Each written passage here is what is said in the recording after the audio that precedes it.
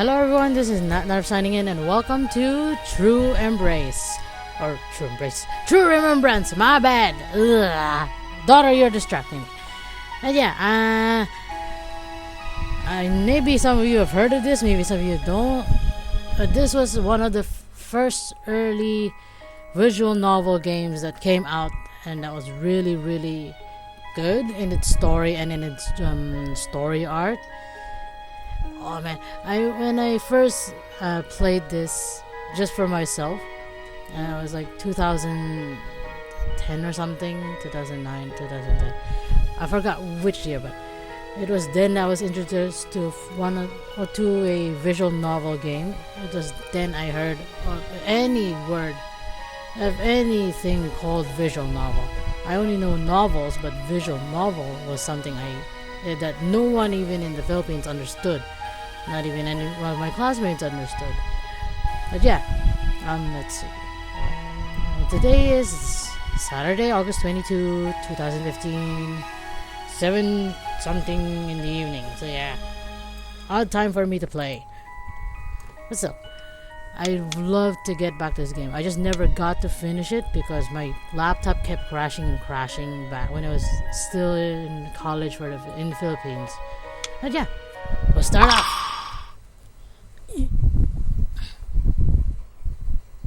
Sorry if you can hear wind noises. That's like my electric fan in the background. Stories have two great truths. What? One is a lie, one is the truth.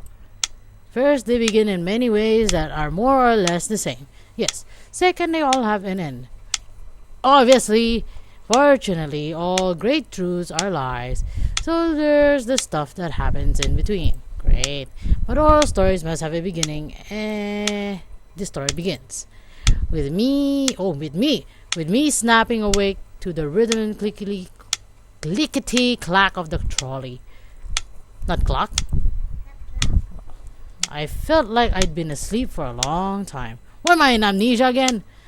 My mind swirled with the same veil of fog that my English were trying to blink away. God damn it, my English. What the heck? So, wait, too loud. Where's the volume? Thank you. So I shrugged and I looked out the window. That's a very nice street. I saw streets and storefronts and torn blankets of snow draping. Oh, snow draping chimney tops. Sorry, wasn't reading. The sights and sounds of the town I call home. Flitting by like the scattered fragments of a dream. No. Scattered toys cast aside, I can't speak! By some less than charitable hand. That was more like it. And who, I wonder idly, would stoop to pick them up and put them back in their places. A fitting reverie for a town so small and so white it crusted that it might as well have been a movie set. It looked like Disneyland to me. There was a church on 5th Street, at the very center of town. Its steeple jutted high up toward low and heavy clouds laden with snow. On that steeple was a clock whose hands were stopped at 3 o'clock. Stuck in frozen time. That was the air this town gave off. Framed by the still glance of the only prominent clock within city limits.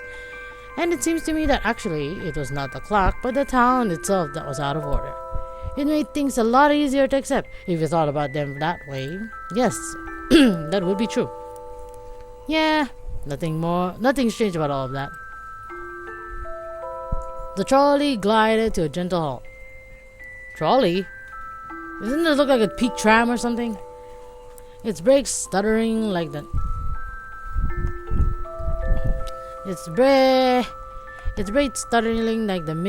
mincing footfalls of a woman with something infinitely fragile and precious in her arms. I can't even talk. The doors folded open, the cabin inhaled, the world skilled at my feet. The wind, sorry. I shivered at the cold, then stood up and offered her my seat. My gray coat was draped on the seat next to me, and I reached for it and put it on in one smooth motion. Oh, you were lazily putting your jacket on the chair. Oh, I miss this. See, even the how do you call it? Visual novels, they only had this kind of graphics back then. But as long as the story was really, really good, then it didn't matter what the drawing was. Why are you giving it to me if it's still half? Drink it. Oh my god, my daughter's like annoying. I strolled slowly through familiar streets. Here and there I saw storefronts, closed packed houses, flowers blooming in frozen gardens, blissful ignorance. 9 short blocks from the station, I turned right at the intersection. The road turned upward at my feet as if in response. And from the top of the hill, a careworn edifice of wind-blasted stone and pocket motor glared down at me. Great. So that was where I was headed, probably. With every step, the buildings grew sparser and sparser, as if they were afraid of my destination's long shadow. Soon enough, even the cobblestones had lost their courage and fled, leaving me to face a grove of trees by myself. No more paved roads from this point on then. I could feel the soft loom clinging to my shoes with every footfall. I stopped at the stone wall with an iron gate. Both it and the building had seen better days. As you can see, there's no save or something magic. This is what it was actually like before. The visual novels before didn't have like those things. It's not even a game. It really, literally is a visual novel. I loved it. I really love it. And when the freezing winds whipped through fallen brick and rusted metal, the entire place could be heard to scream. I need to fix my headphone. I really can't hear myself. The gate Sorry, me and my English. I can't talk. The gate shuddered when the air tore at its broken hinges. Soon it would fall unto earth and deemless slumber. When, not if, just a matter of time.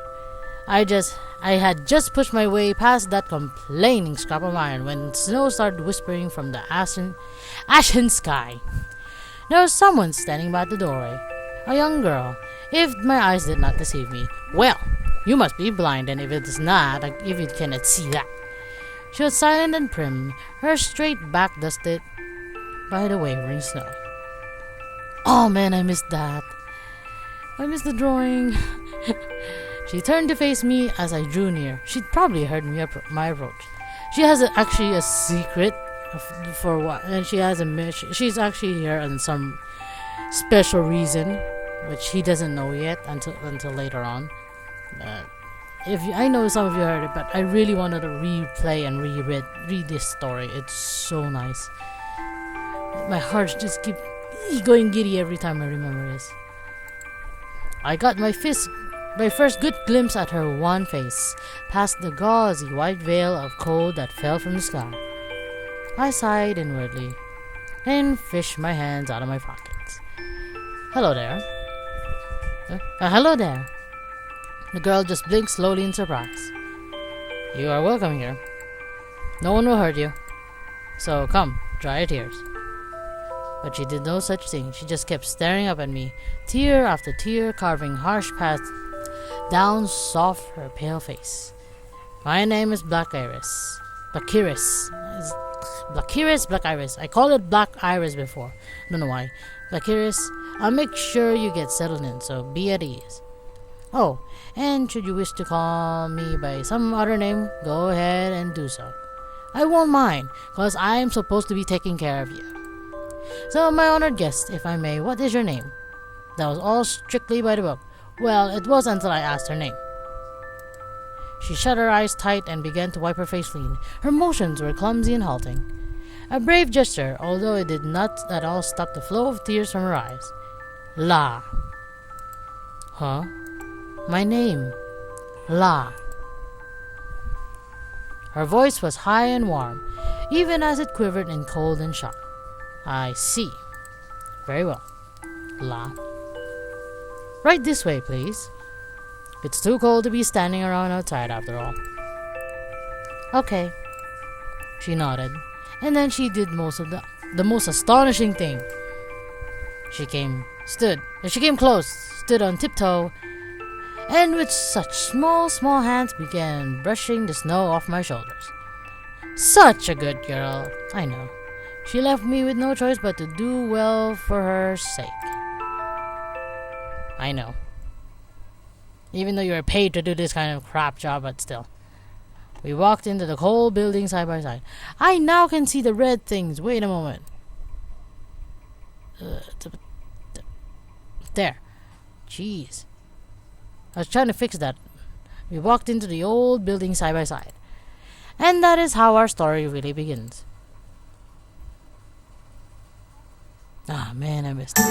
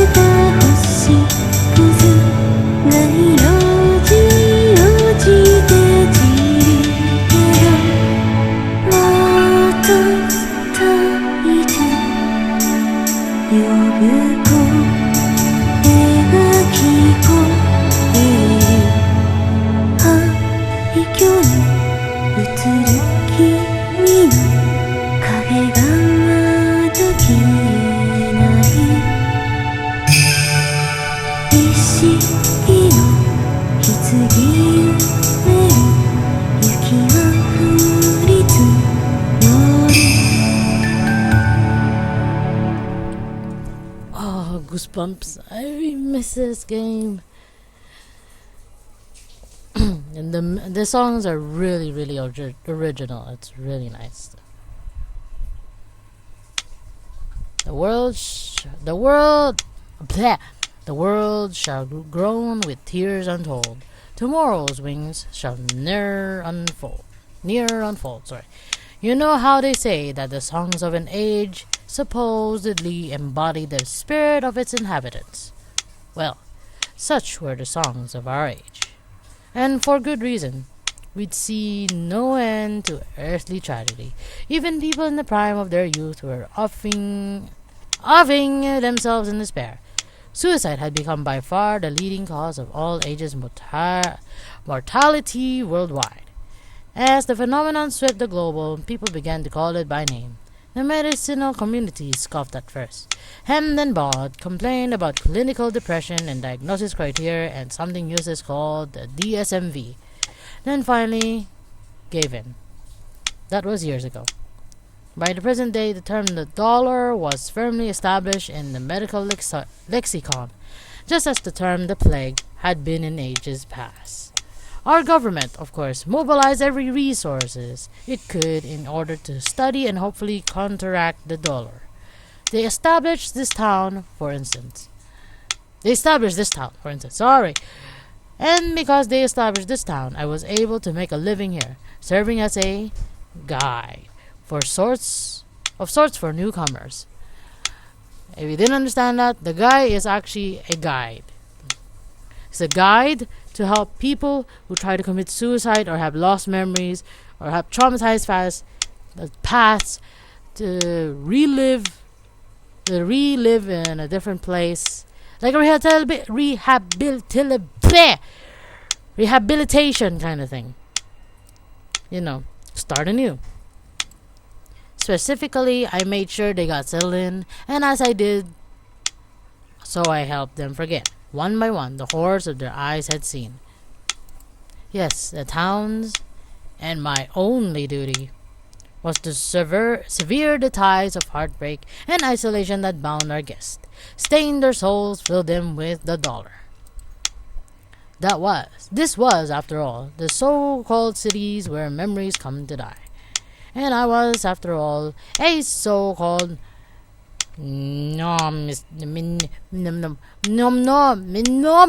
I can never understand. Nomicide, the word bears a little explaining. As millions perish in the thrones of the dollar, the medicinal community took its sweet time to pronounce a conscience that even a 5-year-old would have found obvious. Namely, that the etiology of the dollar was this crushing feeling of sadness and helplessness that left people with no other option but self-slaughter, suicide. Whoops.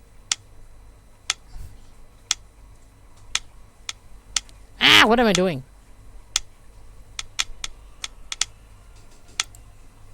A special conference of the top psychiatrists in the world was convened. After days of deliberation, they decided to make up some fancy names that meant nothing. They reasoned that the dollar ate away the afflicted mind the way that rust ate away at metal. Psyche corrosion, they call it. Talk about filling away while Rome burns. Oh, there's one problem with that analogy. See, Nero didn't fiddle at all. He opened his palaces to the displaced and wrote far stricter fire codes post haste. Whereas these psychiatrists, that's all they ever did. Fiddle away while we all die. Anyway, patients who had failed all other methods of therapy were assigned to what was known as the protocol. They were brought to discount, and it is here that the cut away the ties binding our guests to the memories that had so corroded their psyche. Oh my God, me English. Wait, isn't that lovely? Isn't that a lovely picture? I know. Let me say that first. See, there's still a save thing button, but it's because this was so different than it really was. See, I haven't played it yet. The thing was, not just anyone could become one had to have certain qualities and inborn talents before one could even embark on the path. To this day, I will never know whether I was blessed or cursed when it turned out that I had just those qualities, just those talents. People often pulled us aside, told us how sweet and seemingly it was for us to do our duty for our country, how much they envied us, idiotic patriotics drivel like that. None of it particularly impressed me. How do you explain? How can you explain to someone who will never understand that your every working day is a long fall into rapture and damnation? Exactly. How? Oops. 1. Of a town where it snows and the story begins. I miss this.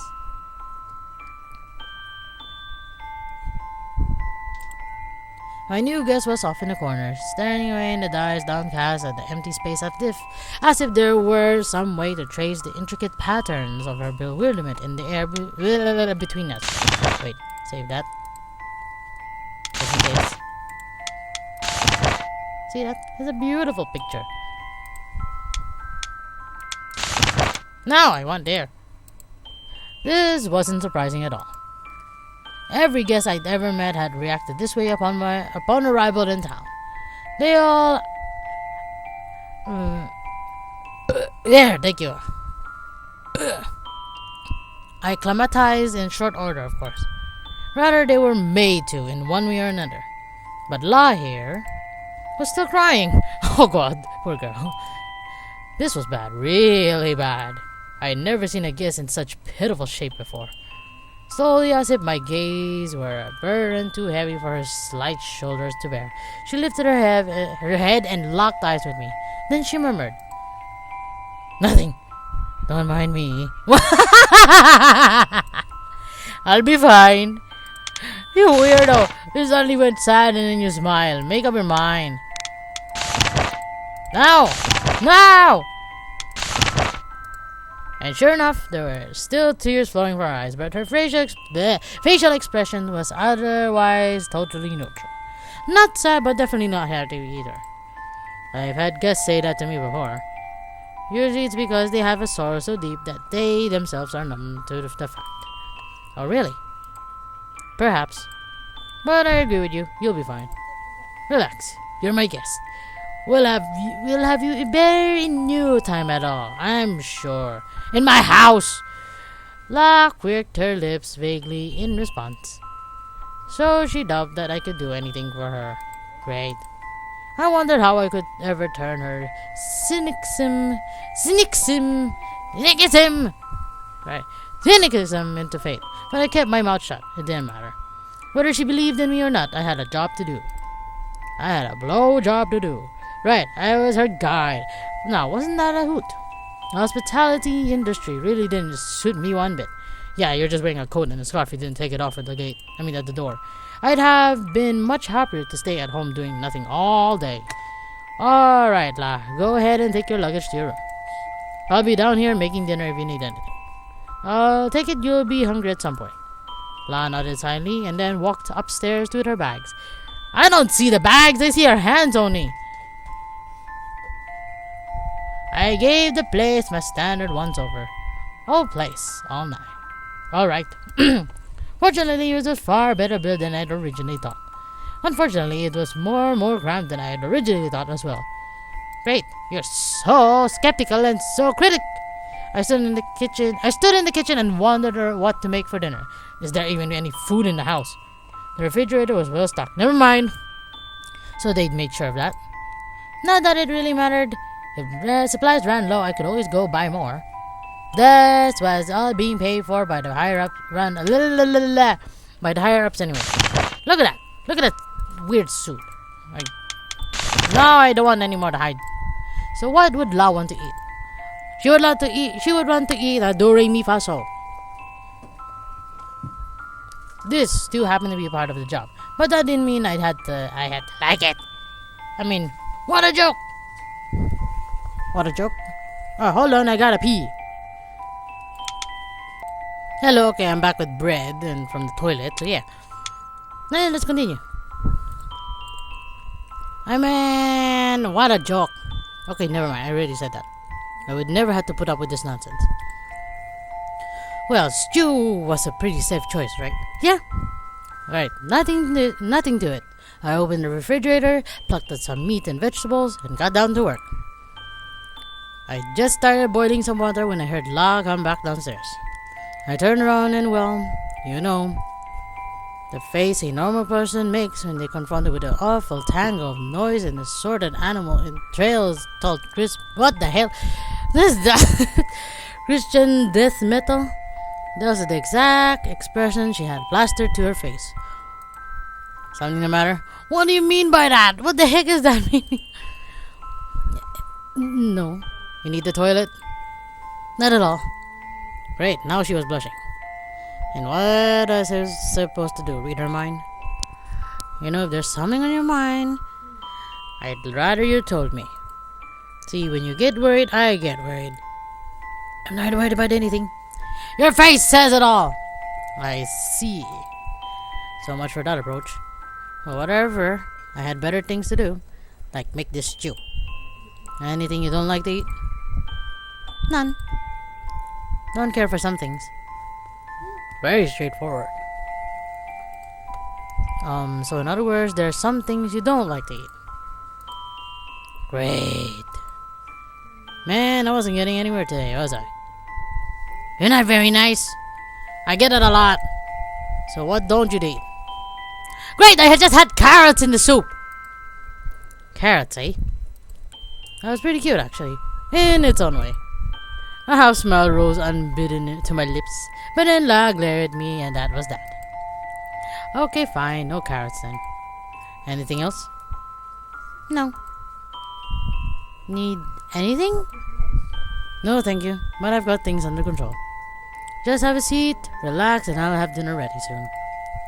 I couldn't very well have my guests cooked after all. La shot me with a disappointed look, but then shrugged and walked out of the kitchen. Ah. Okay, all I had to do now was to let the stew simmer on its own for a while, so I poked my head out of the kitchen to check up on how my guest was doing. Or not. She was just sitting on a chair, so motionless that she might not have been mistaken for a wax doll. Her hands were clasped neatly on her lap. Her eyes were sharp and focused straight ahead. What are you looking at, a shark? So she'd been like this the entire time. Yep, it's your fault. Didn't that get really tiring after a while? La? There's no need to be so tense. It's not even my house. Huh? Loosen up. You're one of us now. What's this, Lion King? Until her psyche corrosion disappeared, that was. I couldn't really say when that would happen, though. What, would maybe take years? Could it be a week from today? Could it be 3 months from today? I heard that some exceptional cases even took years. Never mind. Not tense. It's just you need a toilet. Before she could finish her sentence, her belly made an unhappy noise. You're hungry. Me angry, me hungry. Me want eat food. Me want to eat. This explained everything. Kind of. I take it you're hungry. You're naughty.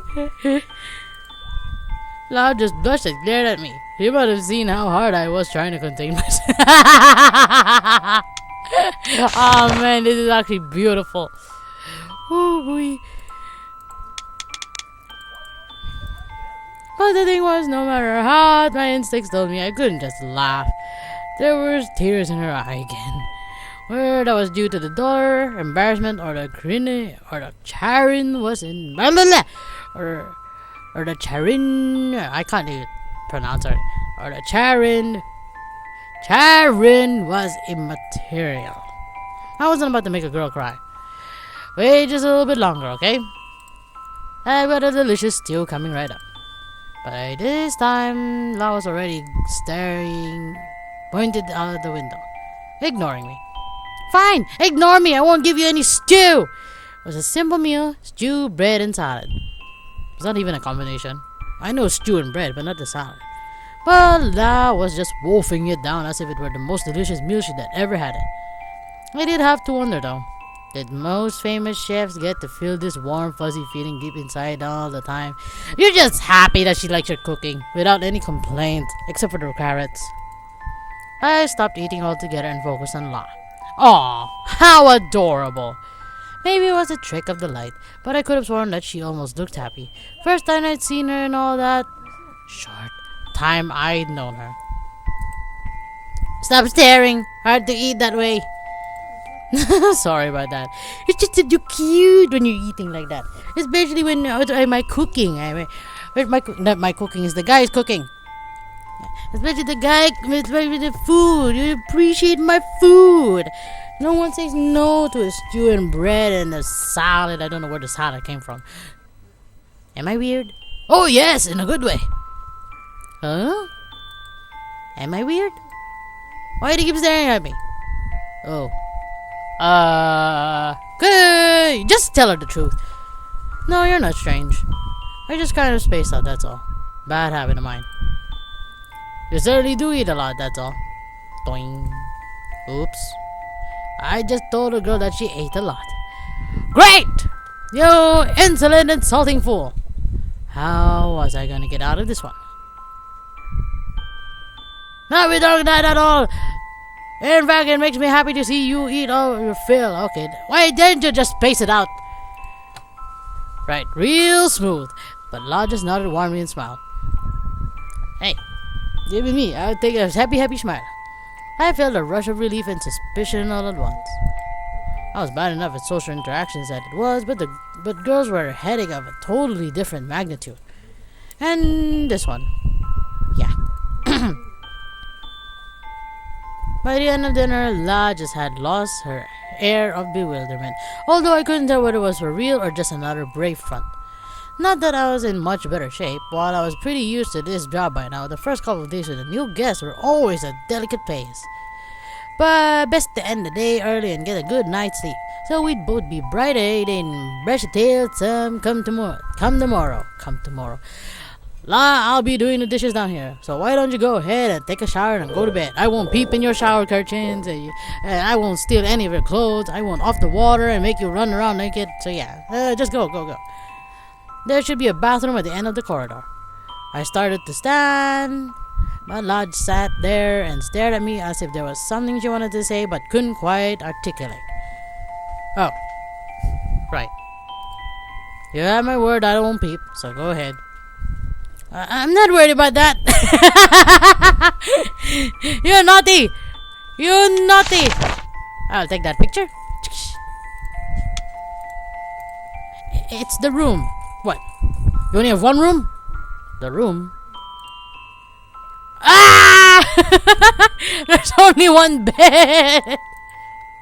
Oh, never mind. You don't mind me peeping, but you mind me sleeping with you. What the hell is going on with you? So this must have been why she was so uptight before dinner. Totally understandable, though that didn't stop me from sighing. I mean, alright, now what? Come to think of it, I've never been assigned a female guest before. They always make sure you got someone of the same sex. Well, at least up until now. What a headache. La continued to stare at me, but there was something helpless lurking in her eyes now. It couldn't be so hard to make that strong facade of hers crumble into dust now if I wanted to. And I kind of wanted to.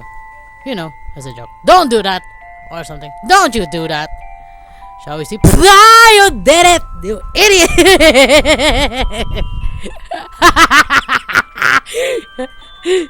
I'm sorry. Shall we sleep together? Oh man, I gotta have that. That's a beautiful face. Give me that. That's gonna be my wallpaper for the next month. Oh man. He instantly flushed red as a beet.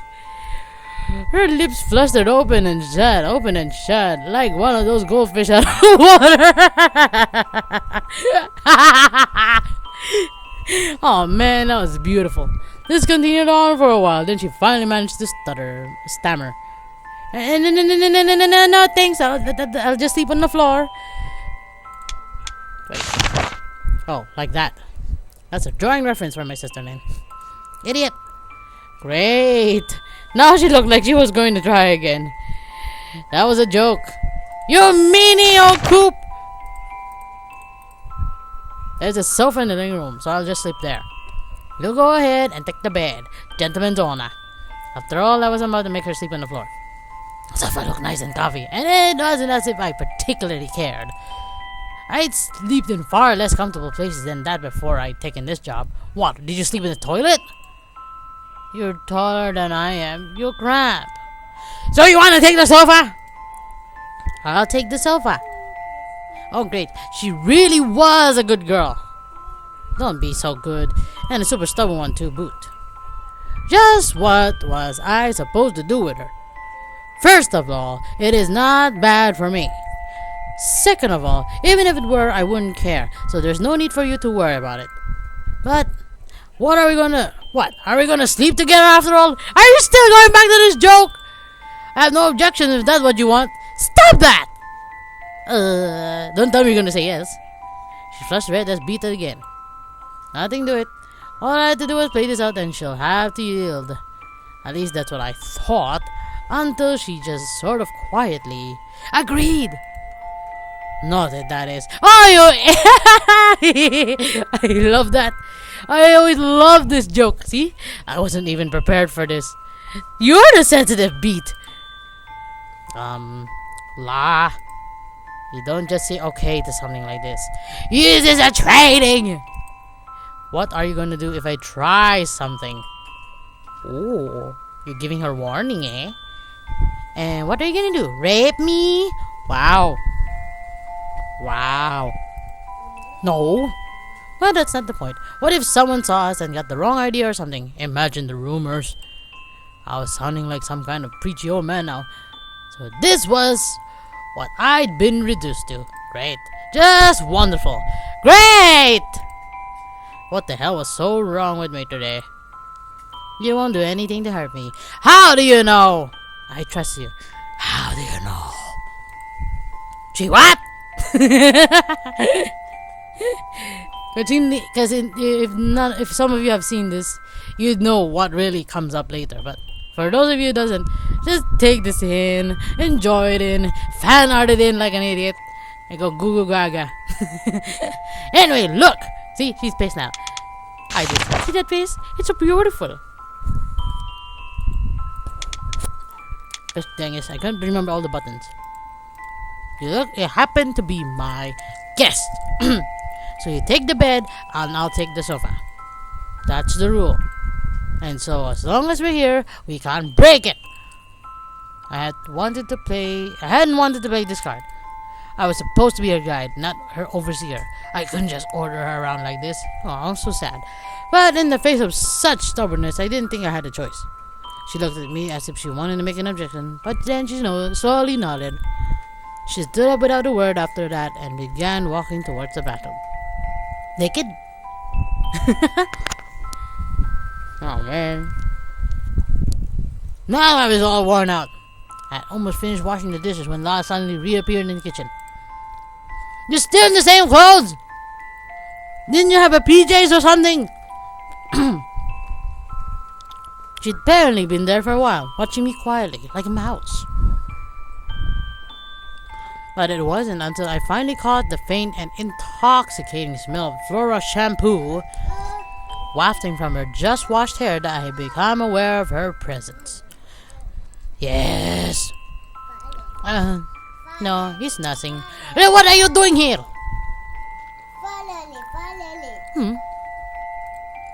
Good night. You went to come here and say good night? That's it? Okay, finally. There was the gentlest hint of a smile on her face as she turned heel and walked out of the kitchen. I stood still and listened for a long time after that, until I was sure that she tucked herself in and gone to sleep without her peeping into me. What a strange girl. You'll learn soon enough, boy. Strange, but not bad at all. Every time I thought of what a pain tomorrow was gonna be, that bashful good night kept popping into my head. In the end, I couldn't help but smile. Ah, see, it's nice to have a girl company too, right? So she left me with no choice but to do well for her sake. Again. Aww. What the heck? And I'll leave this episode right here, folks. So thank you so much for watching. If you enjoyed this first episode and you want to continue watching it, or if you've already seen it, please don't spoil anything in the comments. I know I only have some people subscribe to me, but please do not spoil it for everyone else's sake. For those who has not watched it, because I like them to go gaga. I want them to go in giddish mode for this episode, to this game. It's so nice. Really is such a nice game. Well, let me think. Tell me what you think about the art style. I know it's not really as great, but just tell me what you think about it. And tell me how, if you've actually seen it before. Tell other people how this story was really, really great. I really enjoy this. Even now, as I replay this game again after how many years, it's still nice to watch this game. So, thank you so much for watching. If you enjoyed this and want to hear me not eat my bread, just simply wave everyone like a sorcerer and hit the like button and the subscribe button to watch out for these coming next episodes. And if you want to, you can check out my other playlists of other games I've done, like the GSA series, the South Park series. I know that was crap, but still. The Miles Edwards Ace Attorney's Investigation Prosecutor's Path 2 series. Oh, they're all such great NDS and visual novel games. Still. Until next time, until then, this is Natnarf signing off. Bye-bye. Hey, daughter!